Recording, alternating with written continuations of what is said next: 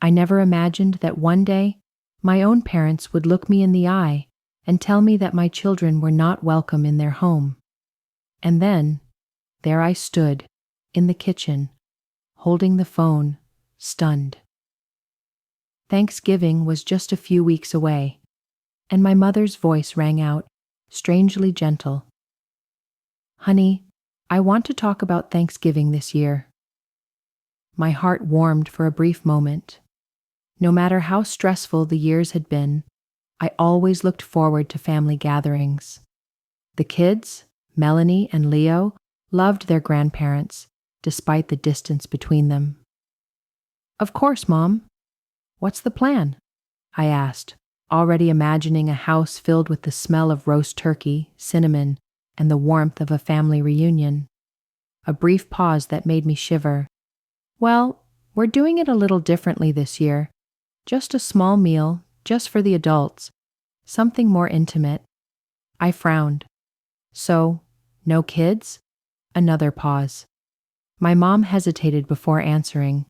"Not really." A chill spread through my stomach. "What do you mean?" I asked. Mom sighed, as if she were the one in the predicament. "Hannah, I love you guys, I do. But they're a little energetic. Honestly, I think it would be better if you left them with a babysitter this year." I gripped the kitchen counter. "Just my kids? What about Isaac's kids?"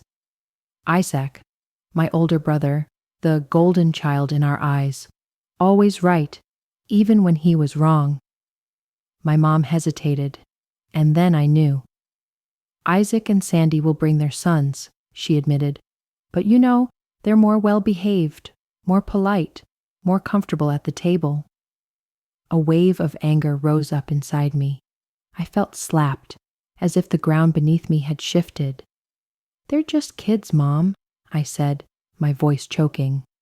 "Melanie's 7, Leo's 4. Sure, they're wild, but they're sweet and they love you." "We just want a quiet evening," Mom replied, her voice now a little irritated at my refusal to accept it. "It's nothing personal, Hannah." "It's not personal?" I gritted my teeth, biting back the words I wanted to scream. This wasn't just Thanksgiving. This was how they'd always treated my kids, like unwanted intrusions, while Isaac's kids were treated like treasures. They went to my niece's play, but never Melanie's ballet recital. My kids' Christmas presents were always generic. Isaac's kids got more, and always something special. And now, they weren't even pretending. "I can't believe," I whispered. "You're seriously saying my kids aren't invited and Isaac's are?" "Oh, Hannah, don't make such a fuss," Mom sighed. "It's just a meal. You and Liam are invited." I almost laughed at the absurdity of it. They wanted me, but not the two most important people in my life. I swallowed, my heart aching. "No, Mom. If my kids aren't welcome, I'm not coming." There was a long pause. Then Mom exhaled, as if I was the one being unreasonable. "Suit yourself." And then she hung up. I stood there staring at the phone, gasping for air. I heard the kids laughing from the next room, building a pillow fort, completely unaware that their grandparents had just dismissed them as a nuisance. I took a deep breath, my mind racing. I had spent my life trying to please my parents, to earn their approval. But at what cost? If I let them, if I showed up to that dinner while my kids were home wondering why they weren't good enough, what kind of mother would I be? Number, I won't do it again. They've made their choice. Now it's my turn, and they'll regret it soon. I can't forget my mother's words. Her voice echoed in my head long after the call ended. I stood still in the kitchen, only hearing the refrigerator whirring behind me. The phone was still in my hand, my fingers shaking as I put it down. My chest was pounding, filled with anger and unrelenting pain. I'd always known they loved Isaac more, but I'd lied to myself, convinced myself that it wasn't that bad, that deep down they loved us all the same. But tonight, they shattered all illusions. They no longer hid. they loved Isaac's children more. Laughter rang out from the living room, soft and carefree. I turned to see Melanie and Leo still playing in the pillow castle, completely unaware that they had just been rejected. My chest tightened. They deserved to be loved. They deserved to be loved, completely and unconditionally. I took a deep breath, walked into the living room, and forced a smile. Okay, kids, who's ready for a movie? Leo's eyes lit up. Can we watch a movie about a talking dog, Mom? I hugged him, kissing his soft hair. Of course, honey. But as we curled up on the sofa, my anger wouldn't subside. I'd spent years trying to live up to my parents' expectations, playing by their rules, hoping that one day they'd see me as equal to Isaac. But it never was enough. And now I don't want to try anymore. The next morning, I woke up to a text from Isaac. Isaac, Mom says you're making a big deal about Thanksgiving again. Why do you always have to make such a big deal out of it? I stared at the screen, my teeth clenched. Of course. Mom ran to him again. Me. Did she say she didn't invite my kid, but your kid is welcome? The bubble circle appeared and disappeared. A minute passed. Finally, he replied, Isaac, I just want a quiet dinner, Liz. You know your kids are a little nosy. A little nosy? As if they were a burden. As if they were something to be endured, not loved. Something inside me broke. Thanksgiving, Isaac, I'm not coming. I hung up before he could answer. They don't want me and my kids at their dinner? Fine. I don't belong in that world anymore. And they'll soon find out what that means. For years, I was the one who was always available. The helper, the fixer, the daughter who was always there. When my parents needed someone to shop, they called me. When their Wi-Fi was broken, I was the one who drove over to fix it. When they wanted to have a family party, I was the one who made the calls, ran errands, took care of everything. And Isaac.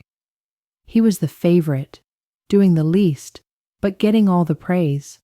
But if I wasn't someone they valued, they wouldn't hear from me. A week before Thanksgiving, my mother called again. I hesitated, thinking about letting it ring, but I finally picked up. Hannah, my mother said, her voice cautious. I just wanted to check in. I know you're upset, but I really hope you'll reconsider. We really want you and Liam to come. It wasn't me and the kids, just me and Luke. I took a deep breath. Let me be clear, Mom. If my kids aren't welcome, I'm not coming.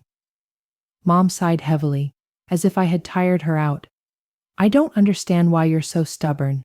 It's just dinner. You know, Isaac's baby is important to us.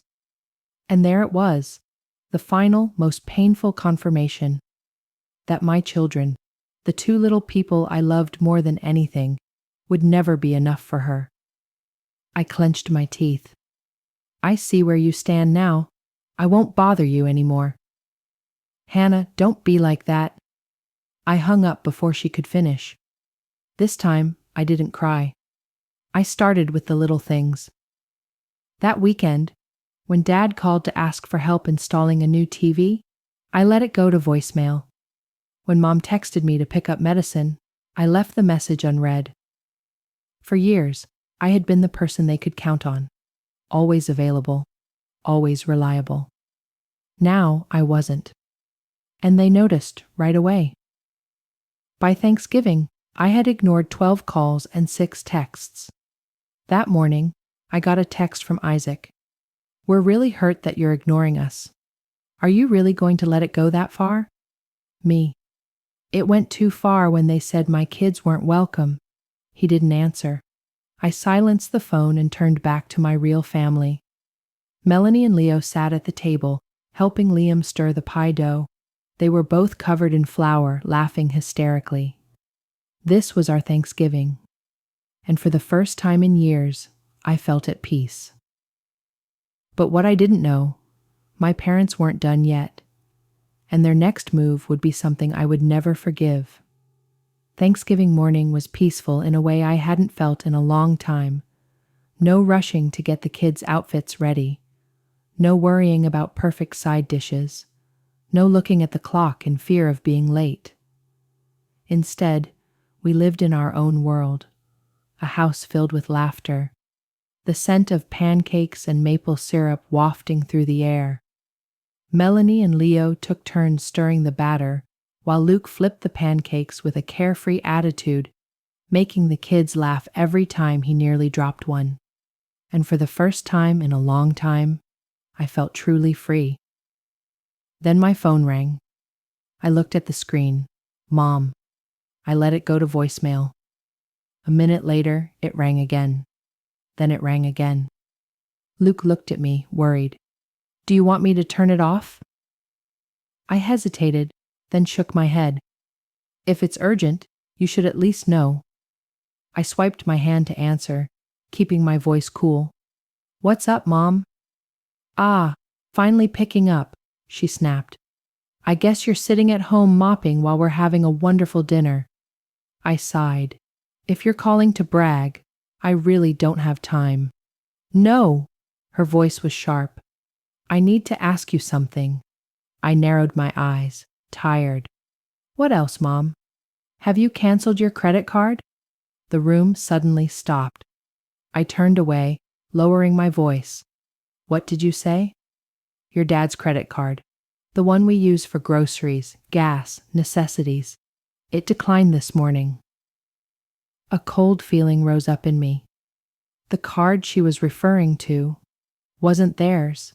It was mine. Years ago, when my dad had surgery and things were tough, I added them to my credit card list, temporarily. I meant to take them off when things settled down, but life happened and I forgot, and they didn't remind me. I clenched my jaw. You mean my card? There was a pause. Then she sneered. Don't get carried away, Hannah. It's just a card. You make good money, so we thought. What do you think? My voice trembled. That I'll just pay you. That I won't notice. What good is making a big deal out of it? We raised you. All you can do is give back a little. I took a deep breath. The air seemed to freeze. Are you serious? After telling me my child wasn't good enough for Thanksgiving, you still expect me to pay for your food? Do you hear what you're saying? She sighed indifferently. Hannah, that's why we can't talk to you honestly. You're always exaggerating. Exaggerating? I couldn't take it anymore. You're right about one thing, I said, my voice calm, cold. I canceled the card. And if we're talking about the truth, let me make one more thing clear. You won't be getting a dime from me again. My mother gasped, as if I had slapped her. Hannah, don't be ridiculous. I interrupted, and don't expect any more Christmas presents or birthday presents or anything else. You made your choice when you said my child wasn't welcome, and now I have a choice. Silence. Then, in the coldest tone she'd ever spoken, she said, You're going to regret this. And she hung up. I stood there for a moment, gripping the phone so tightly that my hand hurt. Then I slowly walked back to the kitchen. Tuan was looking at me, his eyes searching mine. Are you okay? I forced a smile. Yeah, I said, my voice softer than it felt. Just taking out the trash. He didn't ask any more questions. We spent the rest of Thanksgiving alone, watching movies, baking cookies, playing games, and for the first time in years, there was no underlying tension, no walking on eggshells, no pretending to be someone else. But even though things were peaceful, I had a sinking feeling in my stomach. I knew this wasn't over, and I was right. Because my parents weren't going to let go of their gold ATM easily. Their next move would show me what kind of people they really were. My parents' silence didn't last long. 3 days after Thanksgiving, my phone rang, a call from Isaac. I considered ignoring it, But curiosity got the better of me. I sighed and picked up. "What do you want?" "What the hell, Hannah?" he snapped, not even bothering to say hello. "Mom just called me, crying and saying you cut off contact with them." "Why is that?" I closed my eyes, rubbing my forehead. "Did she tell you they've been using my credit card for years without my knowledge?" Silence. "Well, she said I was doing them a favor." "Helping?" I sneered. "Isaac, they spent thousands of dollars from my account without asking, while treating my kid like shit. But sure, let me be the bad guy." He sighed, trying to contain himself. "I understand you're angry, but cutting us off like that is too much." "Oh, like how they left my kid out of Thanksgiving dinner," I replied. "It's just, they wanted a quiet dinner. Mom said my kid was a little loud." I clenched my fists. "Ah, I see. They can spend my money, but my child is not good enough to sit at their table. That's it." He groaned. "You're exaggerating." "No, Isaac, I'm seeing things clearly." There was a long pause. Then his tone changed, now calculating. "Look, maybe we can find common ground.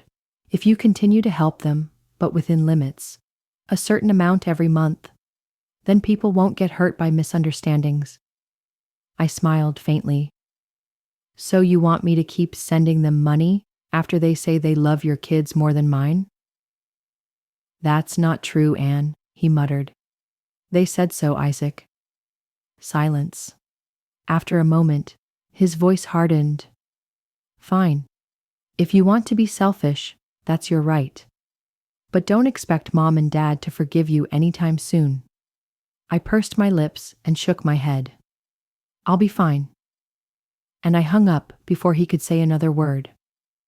For the next few weeks, my parents played the cold shoulder. No calls, no texts. I thought they were waiting for me to break down, to come back and apologize like they always did. What they didn't know was that for the first time in my life, I didn't need their approval anymore. And when I thought they'd given up, they played their last, most desperate card. The week before Christmas, the letter arrived. Luke found it in the mailbox, frowning as he read the return address. "It's from your parents." I froze. "Let me guess. Guilt, manipulation, emotional blackmail?" He smiled. "Open it and see."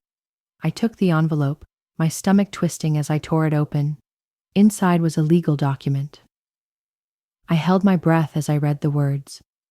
They were asking me to pay them back for all the financial and emotional support I'd received over the years.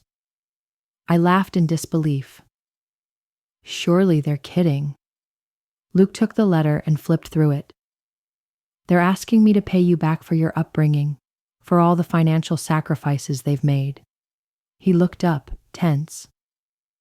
"They really want you to pay them back? For your own childhood?" It was obvious. They even listed the details: food, clothes, school supplies, childhood medical bills.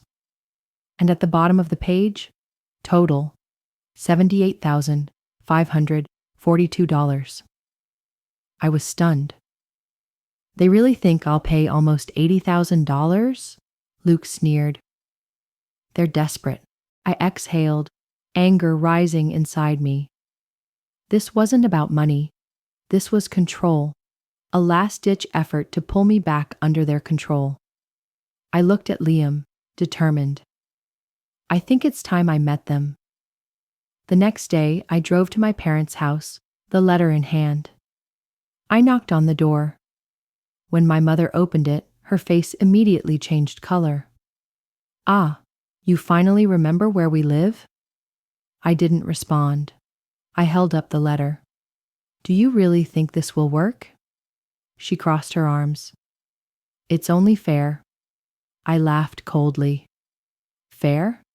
You want me to pay for my upbringing, while you expect me to support you both for the rest of my life without asking for anything in return?" My father appeared in the doorway, looking smug. "We've sacrificed so much for you, Hannah. and now you've abandoned us." I looked at them, shaking my head. "No, Father, you abandoned me when you made it clear that my child wasn't worth it, when you lied and stole from me, when you valued me with my money." My mother pressed her lips together. "If you don't pay, we'll have to get a lawyer." I looked her straight in the eye, not the least bit worried. "Fine, try it. Take me to court. Try explaining to the judge why you're suing your own children for money from 20 years ago. We'll see where that goes." Silence. For once they had nothing left to say. My father looked confused, coughing slightly. "We just thought you'd want to do things right." I laughed. "Oh, I did." I tore the letter apart, making their eyes widen in shock. "I'm done being your personal ATM." My mother's mouth fell open. "You're an ungrateful—" I turned and walked away. "Merry Christmas," I called back as I walked toward the car. And for the first time in my life, I felt freer than I'd ever felt before. As I drove away, the truth hit me. They weren't angry about the money. They were angry because, for the first time in their lives, I was in control. And I had no intention of giving it back.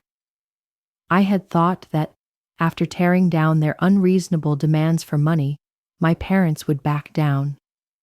That maybe, just maybe, they would see the damage their pride had done and realize they'd pushed me too far.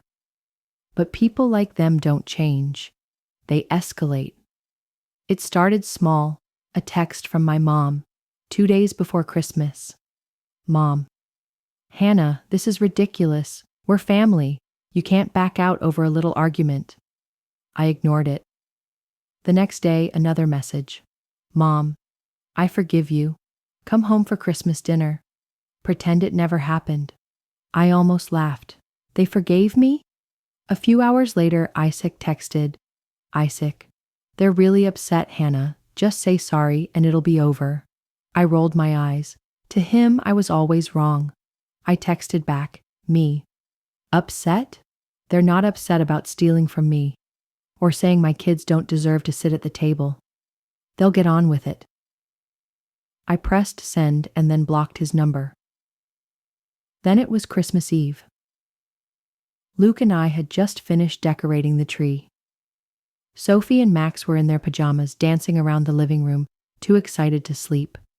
Everything seemed perfect. Then the doorbell rang. Luke looked at me and whispered, "No way." I walked over and looked through the peephole. It was just as I thought, my parents. I was about to ignore them, but then I saw them holding something, a giant, beautifully wrapped gift box. I sighed and opened the door. "What are you doing here?" My mother gave me a wry smile. "Merry Christmas, honey." My father held out the gift. "For the kids." I crossed my arms. "We don't need it." My mother frowned. "Hannah, don't be stubborn. Don't ruin Christmas over something so trivial." My voice was cold as ice. "You ruined Christmas by saying my child wasn't good enough to sit at the table. Remember?" Her mouth opened and closed. Dad sighed. "Come on, Hannah. Let's be a family again." I looked at them, feeling tired to the core. "You don't want to be a family. You just want me to go back to being your good puppet." They were silent. Scary silence. I shook my head. "Take your presents home." Mom's eyes widened. "Don't be selfish. Think about the kids." I smiled faintly. "I was thinking about them. That's why you two are no longer in our lives." Dad's jaw clenched. "Is this really what you want?" I exhaled. I already did it. And I slammed the door in their faces. That night, we had the most wonderful Christmas. Melanie and Leo tore through the presents, laughter ringing through the house. We drank hot chocolate, played board games, and watched movies until the kids fell asleep on the sofa. For the first time, Christmas wasn't about anything. It was about us, a real family. a family of choice, a family that didn't put conditions on love. Love for the sake of love, not for the sake of demanding it. I thought it was over. I thought after being cut off financially, humiliated during the holidays, and kicked out of the house, they would understand that I was done. But I underestimated their desire for control, because on New Year's Eve they did something I didn't expect. I laughed, tears streaming down my cheeks. Really? You think any judge will side with you in this? My mother pursed her lips. We didn't do anything wrong. No? I stepped forward. You stole from me, insulted my child, and now, just because I broke it off, you want to force me back? My father's face darkened. I don't want to do this, Hannah. I looked straight at him, smiling coldly. But I do. I pulled out my phone. I have all the messages, the recordings, the demands for money. If you dare continue, I will tell the world the truth. Sandy flinched. Hannah, stop it. No, I interrupted, not taking my eyes off my parents. You two have no chance, and if you keep pushing me, I'll expose everything. There was a deafening silence. You're too much, my mother yelled. I smiled.